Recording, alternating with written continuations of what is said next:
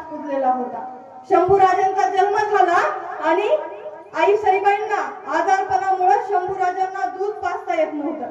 यावेळी जिजाऊंनी सदर बोलवली. आजूबाजूच्या गावातील सगळ्या बाळंतणींना बोलवून घेतलं आणि सदरेवर कोणी शंभूराजांना दूध पाजण्याच्या बदल्यात पैसा अडका मागू लागलं, कोणी शंभूराजांना दूध पाजण्याच्या बदल्यात जमीन जुमला मागू लागलं, तर कोणी शंभूराजांना दूध पाजण्याच्या बदल्यात सोनं नाणं दागिने मागू लागलं.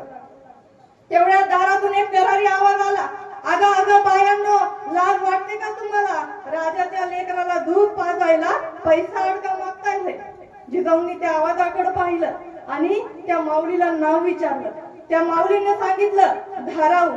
जिजाऊंनी त्यांना आत बोलवलं आणि विचारलं, तुम्ही नाही का घेणार शंभूराजांना दूध पाजण्याच्या बदल्यात पैसा अडका दागिने जमीन जुमला?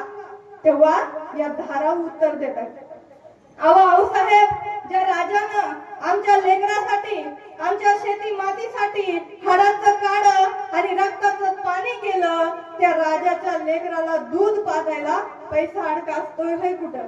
अहो आमचं मोठं भाग्य, या राजाच्या लेकराला दूध पाजण्याची जबाबदारी आमच्यावर येते. आणि या धारावर जिजाऊंनी मोठ्या आनंदानं शंभूराजांना दूध पाजण्याची जबाबदारी दिली. म्हणूनच म्हणलं जातं, ओठ कोरड शंभू बाळाचं, पाना धाराऊला फुटतो ग, गरीबाच्या ओसरीवर बाळ शिवबाचा वाढतो ग.